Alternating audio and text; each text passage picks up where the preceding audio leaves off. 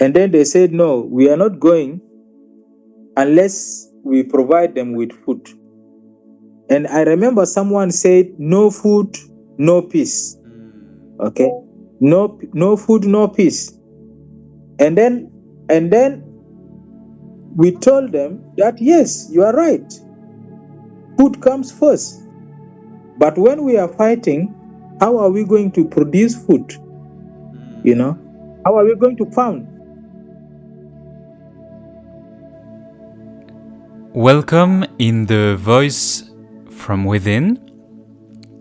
Today, we head to South Sudan, a land of rebirth and deep wounds, where the dream of a stable future struggles daily against the legacy of endless war. From Juba to the banks of the White Nile, hopes for peace live alongside displacement camps, lingering weapons, and the deep scars left by ethnic conflict. At the heart of this fragile nation, another pain endures: internal divisions fueled by poverty, corruption, and political rivalries. Building peace in a country so young, only independent since 2011, remains a daunting challenge.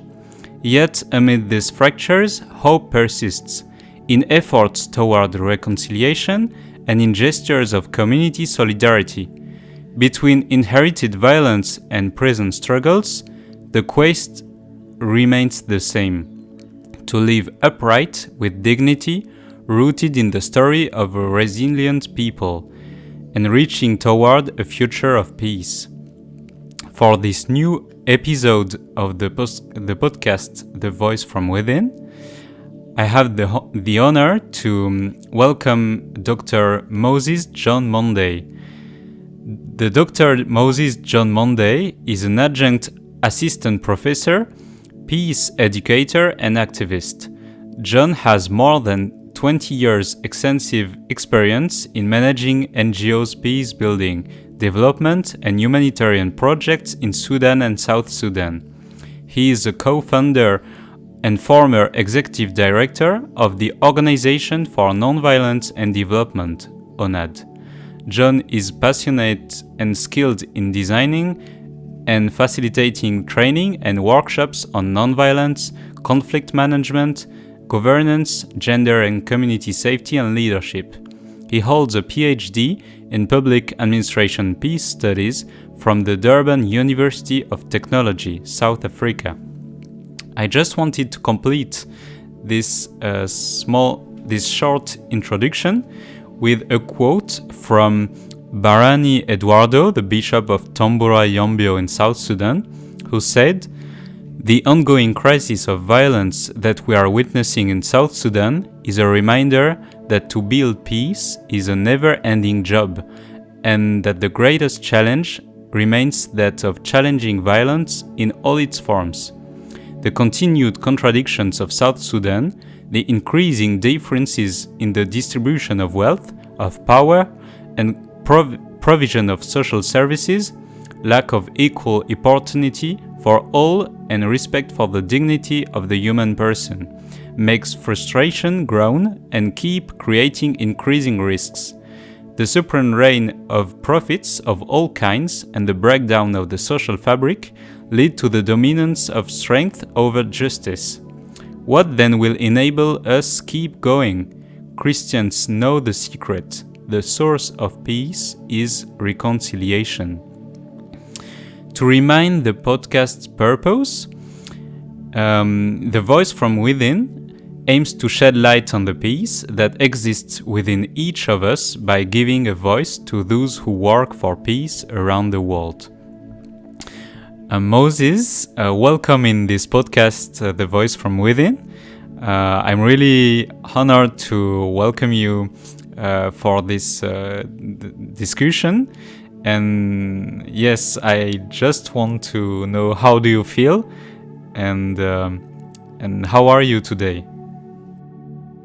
I'm very fine. Thank you so much, Killian, for inviting me as a guest to this program. I'm very grateful for this opportunity, and I look forward to the conversation. And I'm feeling very well. Thank you so much. Wonderful. Great. As usual, I used to ask the guest how did he or she find their path. So, for you, how did you find your path in the peace building? Well, for me, is how I found my path to peace building. I would say is a long story. I will start with my experience as a student leader in 1990s in Juba, when I was in Superior Secondary School. The first challenge that faced me was during those years. We know in Sudan in 1989 there was a change of government in Sudan, and then the President Omar al-Bashir took over power. And when he took over power, he of course introduced new policies, and one of these policies is actually to ensure that Arabic language is a compulsory language, is official and compulsory language in the whole Sudan. And imposition of that policy was not well received in Southern Sudan, particularly because in Southern Sudan over the years, before and after independence of Sudan in 1956, the main language in Southern Sudan has been English language, and therefore imposing Arabic language on in a region that actually depended very much on using English as an official language was problematic. And so, as a student leader during that time, there was a lot of discussions about why Arabic language was imposed. And of course, in the analysis of the students, many people think Arabic language was actually part of the policy of Islamization. And I really wanted you to beg to excuse me on this, because that's history. I do respect all religions, including Islam. But unfortunately for our case in Southern Sudan, when Bashir took over, he actually imposed Islamic Sharia in the whole of Sudan.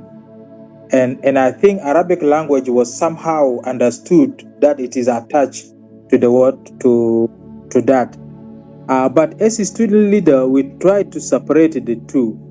And we said we wanted that we should understand that the people of Southern Sudan are mostly of African origin, and therefore Arabic language should be an optional subject, but not compulsory. And so there was a kind of a student organization, people organized around that, and they demanded that this policy should be changed, and it was very difficult. And eventually student leaders organized a mass protest in Juba, and which later on also spread to other parts of Southern Sudan by then. And as a result, the government in Khartoum, they decided that Southern Sudanese should be exempted from the classical Arabic, and we were allowed to sit for what is known as a simple Arabic. A simple Arabic is an Arabic language for beginners, so it's very simple, and anyone can study it and cannot fail in its exams. And so that, in my view, was somehow the start of my peace journey. Now, when I set for my Sudan school certificate, I passed the exams, and then I went to the Northern Sudan to now start my university studies. And there I was also confronted with a different situation. During that time in 1994, the conflict was still intense in South Sudan. And so many of our people from Southern region, they relocated to Northern Sudan in order to get safety. And some went for their university studies. And there, most of our communities, they live in the outskirts of of Khartoum, at the peripheries of the capital city. And at the periphery of capital city, actually, there are virtually no basic social services. Social services like water, electricity, even road infrastructure was difficult. The area was not demarcated, and so there was a lot of mess. And because of that context, the rate of criminal activities was very, very higher, and communities have conflicts within themselves, but also conflict with the police. And in our society, in our communities in Southern Sudan, some communities, drinking alcohol was almost like a kind of normal thing. But then in the Northern Sudan, it was completely not allowed, because the context there was completely a context that was under Sharia. And so many of our people ended up being arrested and detained because of what? Because of alcoholic drinks, but also because of what they call indecent dress. The way our people dressed in Southern Sudan is also different than if it is compared with our people in Northern Sudan. So the situation was a bit chaotic, and so we even worse, the government of Khartoum during that time, they did not recognize the internal displaced people. The Southern Sudanese who relocated from South Sudan to Northern Sudan, they were not considered IDPs. And for us, that was problematic because, when you are IDP, internal displaced person status is denied, it means you will not have access to humanitarian assistance. And it was problematic for us. And so most of our people were IDPs, they needed humanitarian assistance, but humanitarian organizations cannot access those areas because of lack of acknowledgement of having IDPs around Khartoum. So these were issues that we picked it up as youth in the universities, and we started advocating. And the result was that first of all, the Southern Sudanese living in Khartoum were actually acknowledged as internal displaced people. And as a result, Christian church organizations and other humanitarian organizations started to deliver humanitarian assistance to the needy people. Two, of course, issues to do with the Islamic Sharia by then, it was very difficult to address that in the short run. But we started working on interfaith dialogue. And through interfaith dialogue, we engage actually our northern brothers and sisters in order to come together so that we can dialogue about us as Sudanese people, regardless of our religion, regardless of our cultures and ethnicity. We believe we are Sudanese people and we should accept one another on that basis. And we started to dialogue and even asking questions about, like, for example, we put some questions to the Christians. What do you like about your about your Muslim brothers? And what do you dislike, or what do you like the least about your Muslim brothers and sisters? And we posed the same questions to the Muslims. We said, what do you like about Christians and what do you dislike about them? And so they started, ideas started emerging. And we realized from that conversation that what divides us as Christians and Muslims is less compared to what actually brings us together as people of faith. And so from that, we realized that we need to promote religious tolerance and ethnic tolerance, because we are Sudanese people at that time, and therefore we need to accept one another, that we are here to stay as brothers and sisters in that country. And so as we move on, we ask ourselves, as now we are beginning to to advocate for peace building, what should we call ourselves? And then we agreed that we should call ourselves as concerned youth, because during that time we were mostly youth.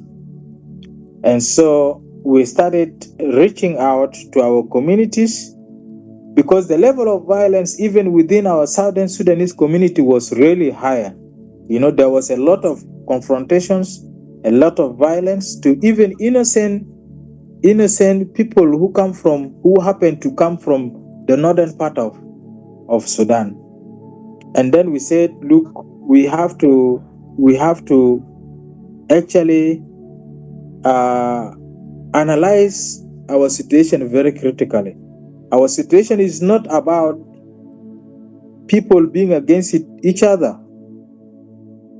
Our situation is more structural in nature, and therefore we thought as people we should build alliances so that we live in peaceful coexistence, and that we should work together in order to transform the governance system so that we are able to accept one another and work together for a better country.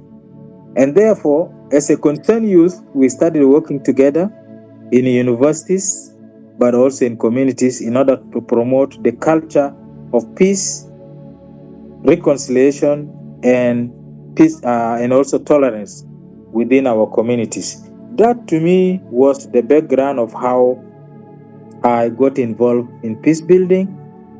And the concerned youth was actually the foundation of what later on became the Sudanese Organization for Nonviolence and Development, SONAD. And after 2011, we changed the name to Organization for Nonviolence and Development. And so at the center of the organization is the principle of nonviolence, that we are Sudanese people at that time, and that we have to accept one another on that basis, and that we need each other, and that we are all Sudanese people, and we have to work for a better Sudan together. And so that was our initial objective for initiating the Organization for Nonviolence and Development. And most importantly, it was meant to change the culture of violence to a culture of nonviolence, And so that is, I will say in brief, my peace building experience is very much centered around the history of the Organization for Nonviolence and Development, which started in 1994. Thank you.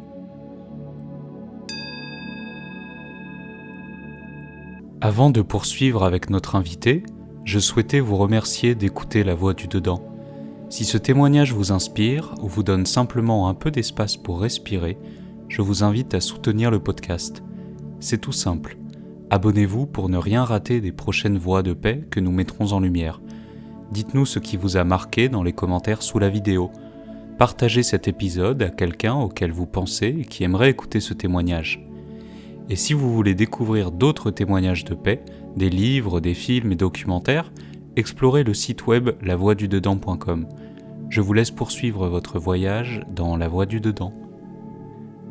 How did your experience as a peace-building actor shape your understanding of South Sudan?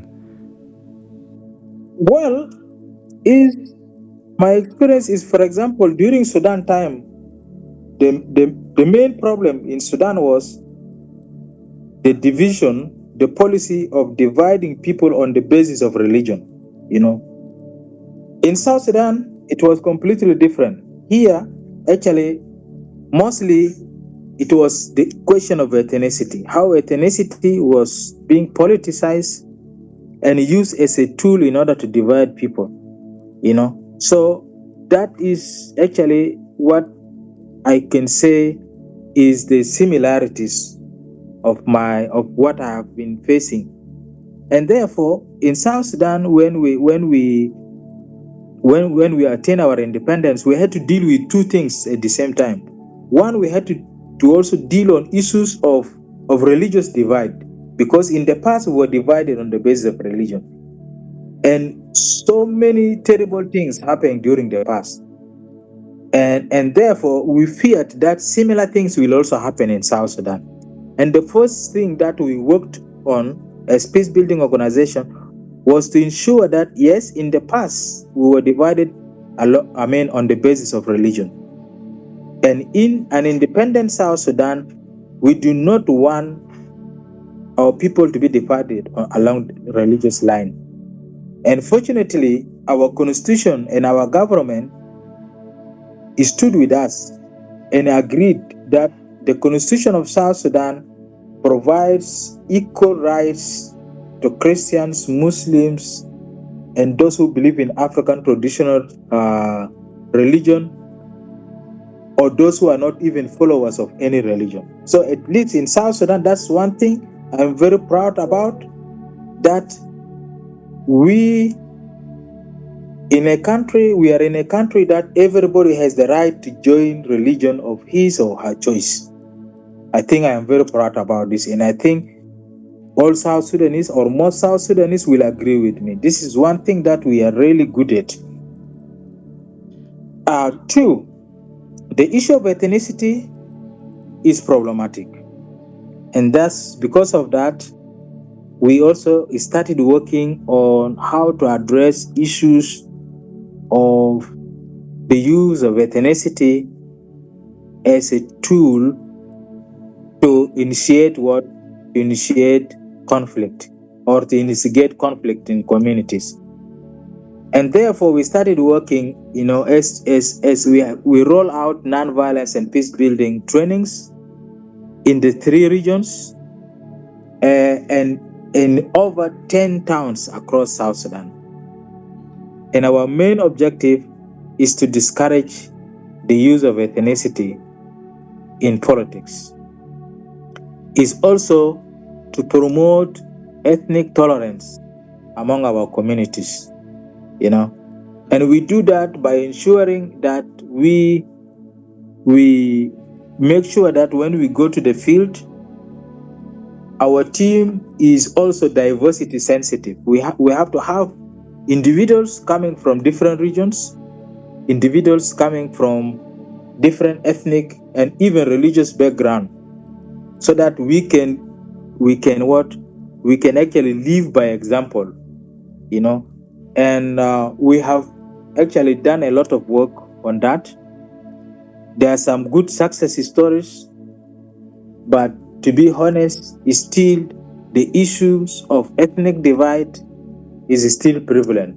We see that is still happening in our country. It's very unfortunate, but as civil society organizations, we have always been advocating that we as South Sudanese, we have to accept one another, and we have to work together as people of one country that have one destiny. And therefore, in South Sudan, in order to promote ethnic diversity and religious diversity, we have initiated over 30 peace clubs in Juba. And in one of our studies, we realized that we wanted to invest more on children and the youth, and the reason was that the children and the youth, actually, particularly if we take the children, they don't seem to have enemies among themselves, because our children, they go to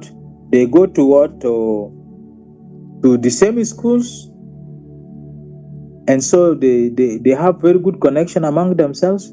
As their parents are divided, the children are united in the schools. And therefore, we thought we should really invest on educating children and the youth through peace club education. And in peace clubs, which we have in primary and secondary schools, mostly in Juba, but also at least we have some projects in at least one school, because they also have replicated the same experience in Rang, where they promote peace clubs, because the teacher was once a peace club teacher trained in Juba. And so we have traditional dance that promote ethnic diversity. The group, they dance more than 10 traditional dances of South Sudanese. So you cannot know whether they are a Dinka or they are Baria or Moro or Nuer, because they are just South Sudanese and they were trained to dance different ethnic groups.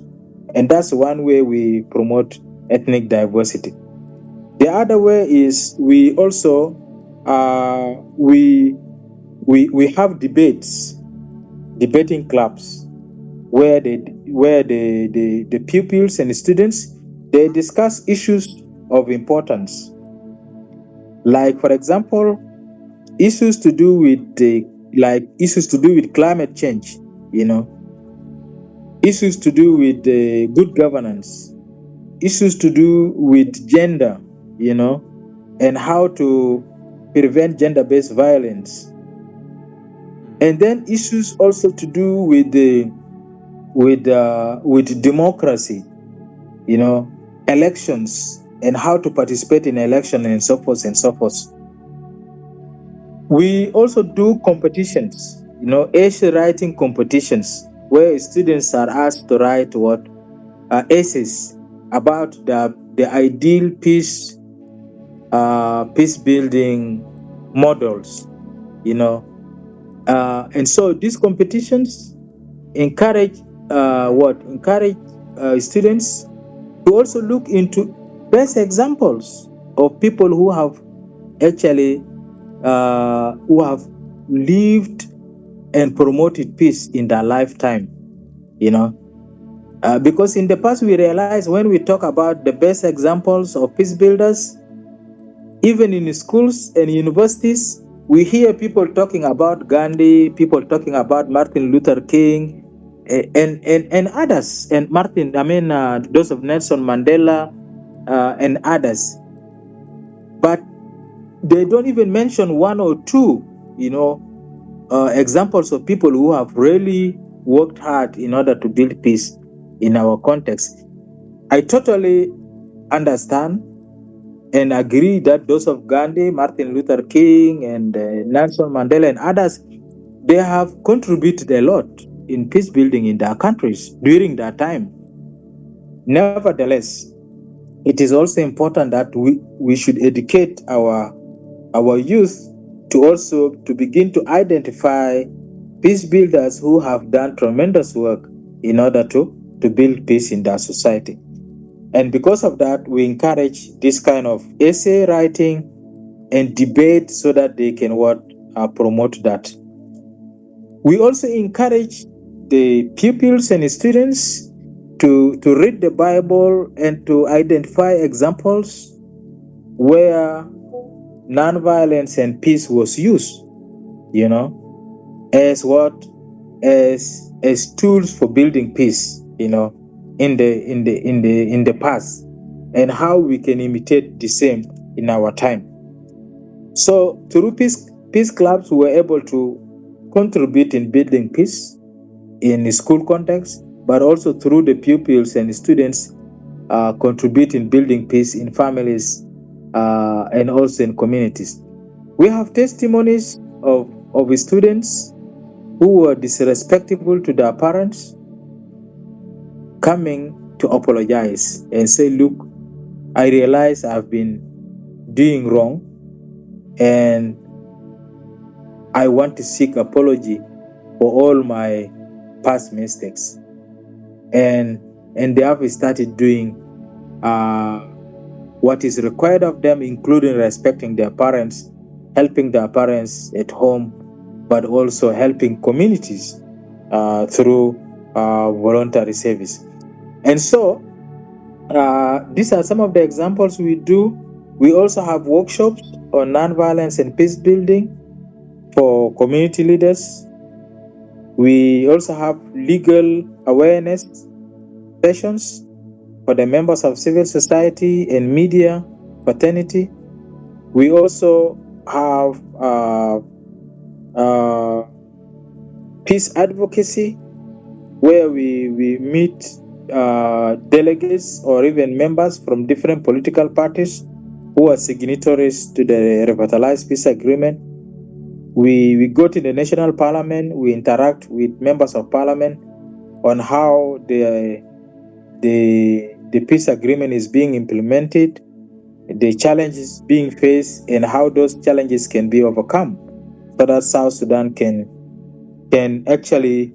transition from conflict to peace and from peace to a democratic dispensation.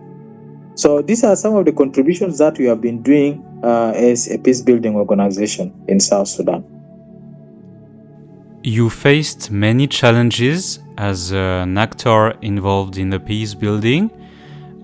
Would you agree to share with us some project difficulties and the solutions you developed to overcome those obstacles?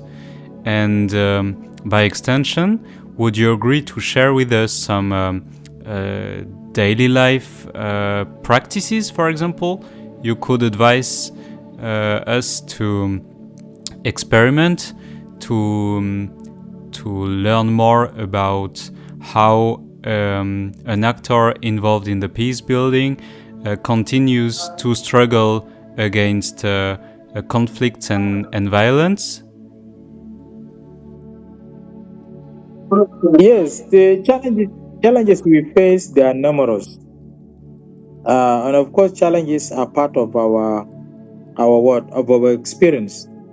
For example, in our communities, when you talk about ethnic tolerance, okay, suppose you go to the pastoralist communities, you talk about ethnic tolerance. We have examples of communal conflicts, communities fighting among themselves, taking cattle from the nearby community. So you hear them say, now, if you want me to be a tolerant person, how am I going to get my stolen cattle back? You see, that these are some of the questions we are. You go to the farmers' community, you talk about ethnic tolerance and peaceful coexistence. They ask, but the pastoralists, when they come to our communities, they come armed and they destroy our farmland. We depend on those farmland for our food, just as the pastoralists depend on their livestock for what? For living.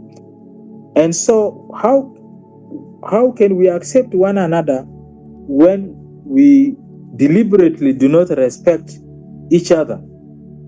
These are the questions we normally ask. The participants normally ask. There are sometimes when I remember one time we were going to another town to conduct peace building activities, and we were ambushed by the youth who are armed. They stopped the car and they asked that we should all come down, and then they asked, where are you going? And we said we are going to the next town. And then ask to do what? We are saying we are a peace building organization. We are going to offer a peace building training to the local communities so that they can peacefully coexist. And then they said, no, we are not going unless we provide them with food. And I remember someone said, no food, no peace. Okay? No food, no peace. And then we told them that, yes, you are right. Food comes first. But when we are fighting, how are we going to produce food? How are we going to farm because when there is a fight, everybody runs away. There is displacement. And nobody will be there to cultivate food. And two, when we are fighting among ourselves, how can food be brought from Juba to you people? Food can only be brought by traders or by humanitarian organizations when there is peace, when they are able to access the roads in order to come to you. So we had a kind of dialogue, and they were able to understand the point. At first, for them, if we don't bring food, there is no way they can allow us to go. But we had to talk to them, and later on they understood that peace building, humanitarian, and development work, they go together. You cannot isolate one from the three, because otherwise it will be incomplete. So these are some of the challenges we face. There's challenges to do with the historical past. In the past, our people have been fighting each other, and many of them, they still hold grudges against each other. Talking about forgiveness and reconciliation is not easy, particularly in the grassroots setting. Say, for example, community that lost their livestock to the neighboring community, to the other neighboring community. You talk to them about reconciliation and forgiveness, they will even get angry with you. You see? So you have to say, look, we know there are challenges, but we have to choose the way of peace so that our children and our grandchildren will have a peaceful future. Otherwise, we will have difficulties. And so, these are some of the challenges we face. Other challenges are related to like shortage in funding. In the past, most of the civil society and humanitarian organizations, be it national or international in South Sudan, they don't have much problem with funding because funding was available. But of recent, particularly from 2020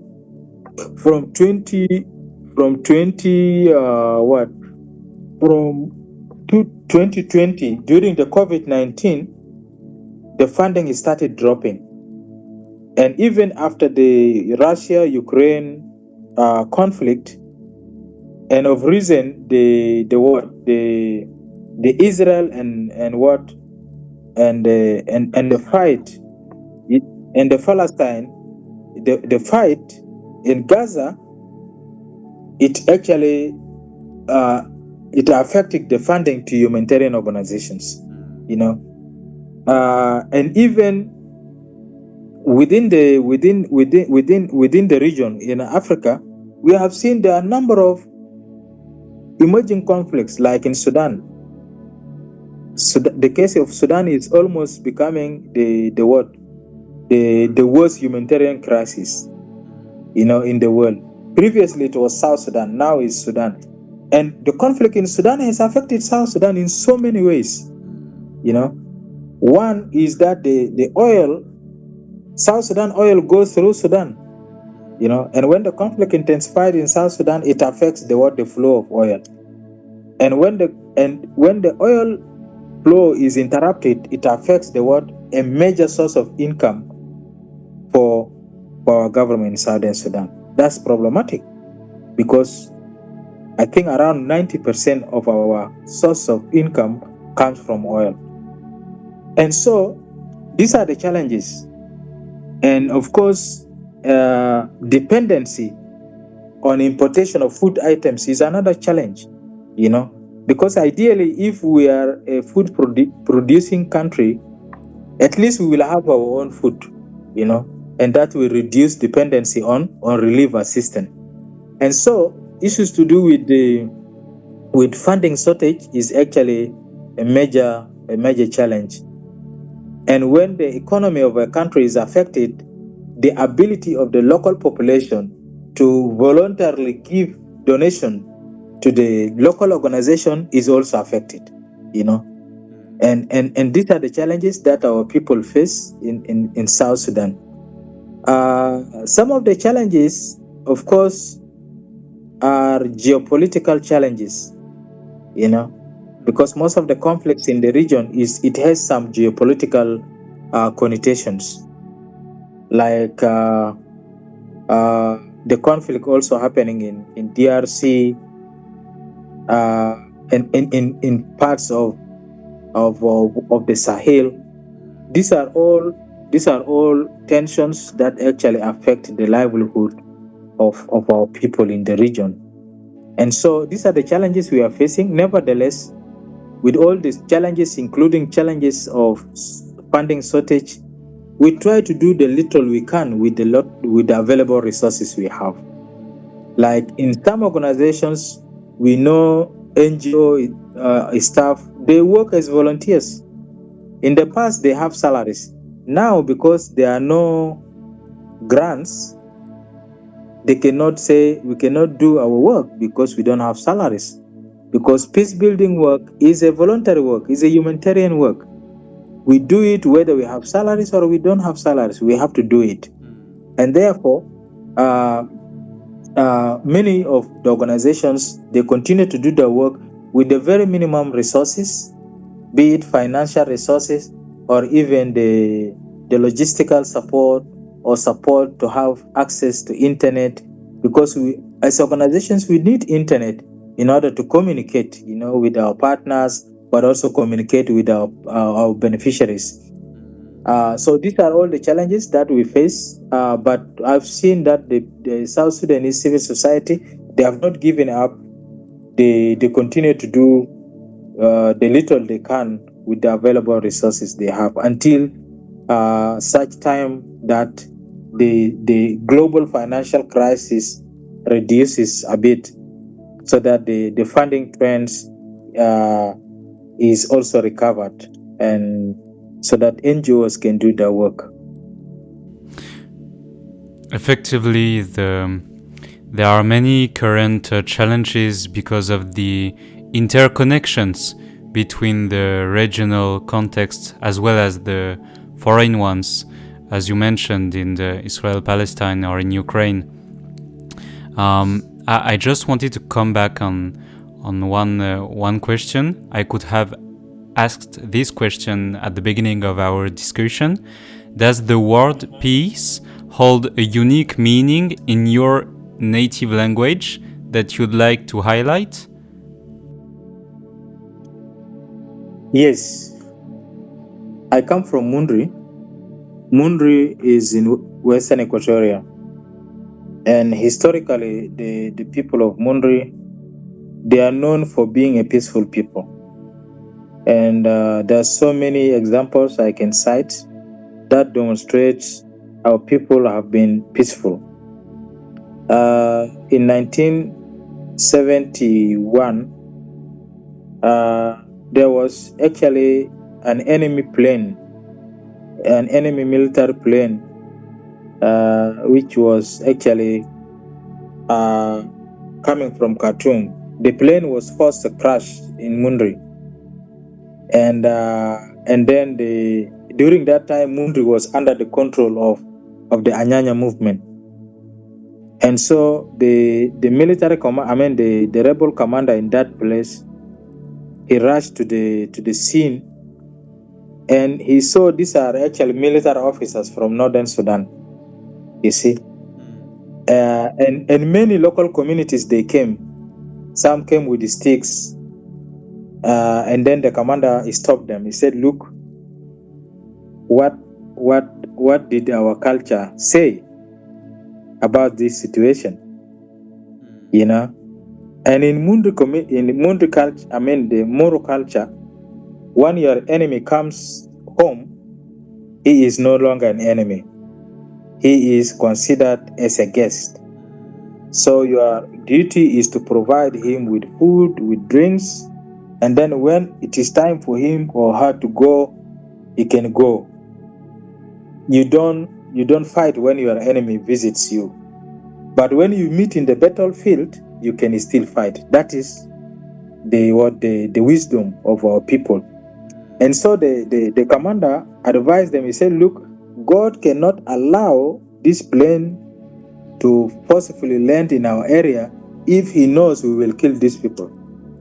God knows that we are peaceful people, that when enemies come to our end, we welcome them, we give them water, we give them food." And that's why God allowed this plane to land in our area. So please go home and bring food and water to the guests. The life of these people were spared. They stayed in Mundu for a number of days, and they were escorted to the next army garrison, that is in Rokon. And then they left. They came to Juba, and from Juba they left to Khartoum. You know, that story happened when a peace negotiation was ongoing in Addis Ababa. And that message went straight to Addis Ababa that the Southern Sudanese are peaceful people. You know, they are not against it, the people coming from the north, or they are not against it, people coming from other religious background. And it became a very strong message. Now, over the years, this culture is slightly changing, particularly among the youth.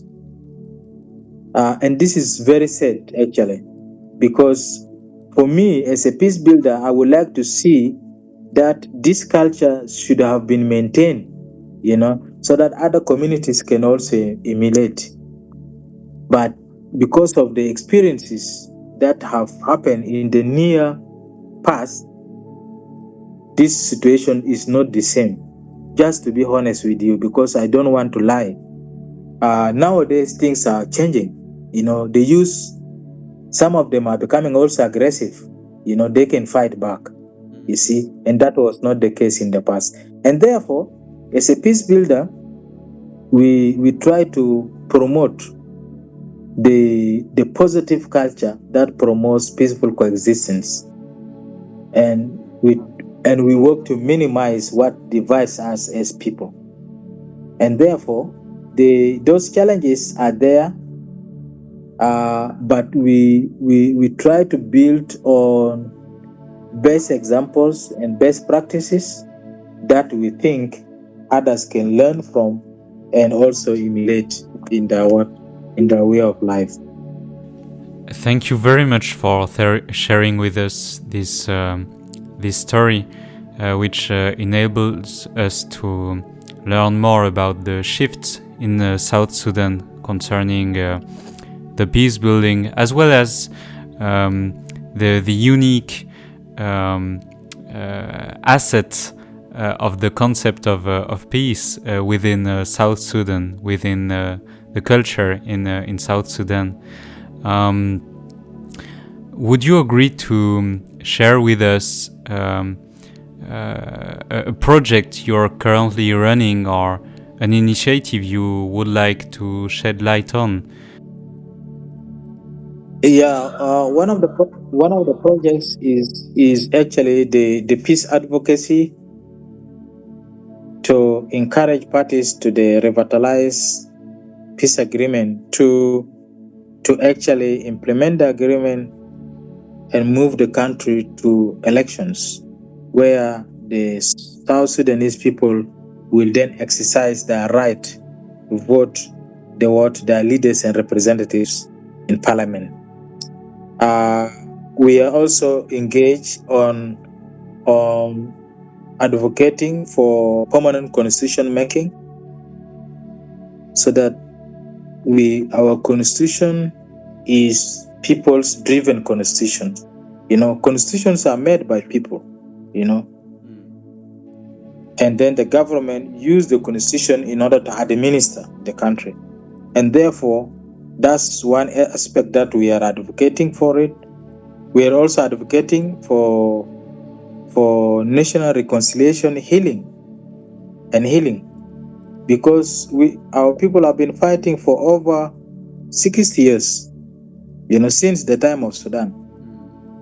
And even when we got our independence in 2011, in 2013 we had also a conflict. So, and that conflict has further divided us, and many communities have grudges against one another. And therefore, we wanted the people should be given an opportunity to come and talk about their pains and their grievances and to seek for forgiveness and reconciliation, and also to seek for public apologies, and if there are cases that require restorative justice, then we go for restorative justice. The intention is so that we can have a just peace, in future, So we also have peace building projects in Yei, where we work with the host communities and the returnees from the refugee camps in Uganda and Congo and other parts of East Africa. We engage the returnees with the host community to address conflicts over land and over grazing land and other resource-based conflicts. We also encourage communities in order to grow food, because hunger is also a very big problem. And areas like Yei is a very fertile area. And if the people in Yei support it, they will be able to grow food, and that food would actually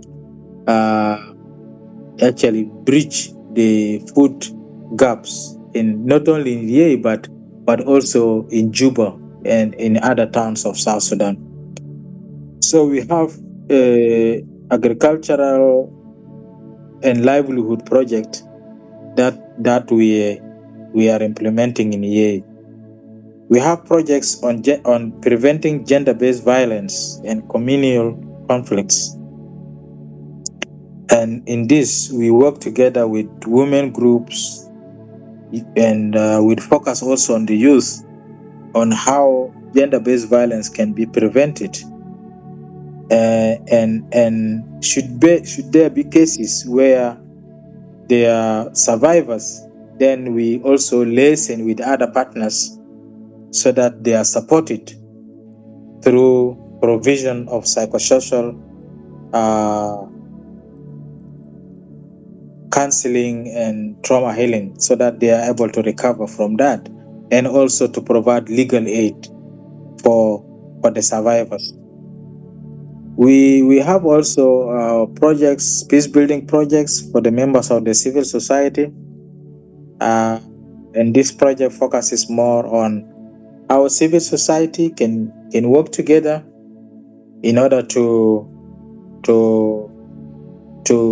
build peace in communities, particularly addressing issues of pastoralists and farmers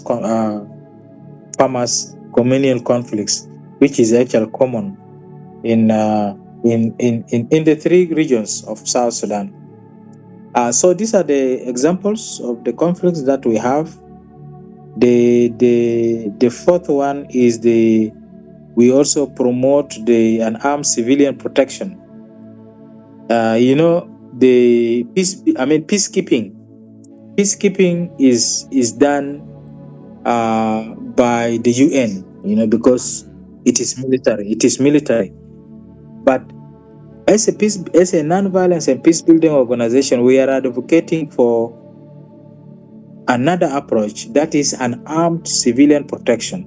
Where civilians they are engaged on addressing issues of protection through community policing, so that they are able to provide to prevent violence as communities. It's like, peacekeeping is about protection for the people. And what I'm talking about here is about protection with the people. So it is the people actually engaging in providing protection to one another, And this is a project that actually we have conducted a research phase, and now we are hoping to get some projects started in Juba, and most likely in areas like Lake State, so that our people can be capacitated as protection officers, in our settings. Thank you very much, Moses, for sharing with us these project you're currently running along with the local society, it gives us hope to know that the civil society perfectly knows the mechanisms of conflicts and mechanisms of the peace building to search for a common ground between people in South Sudan beyond differences based on ethnic identities, religious ones, and others. And it's a great opportunity for us to learn more about your experience in South Sudan and the keys to consolidate peace in such a hard context because of the interconnected mechanisms in the regional area, but also in the world, where everyone is suffering, is affected by the economic situation, particularly in South Sudan, where because mass medias here in the West do not talk enough about the situation over there. So thank you very much for sharing your experience and all the clues you shared with us to learn more about how to work as an actor involved in the peace building. And see you in another episode of the podcast, The Voice from Within. Thank you very much. Thank you so much, Kellen. Thank you so much for inviting me for this conversation. Merci d'avoir écouté La Voix du Dedans. Si ça vous a parlé, likez, partagez, abonnez-vous et faites résonner la voix autour de vous.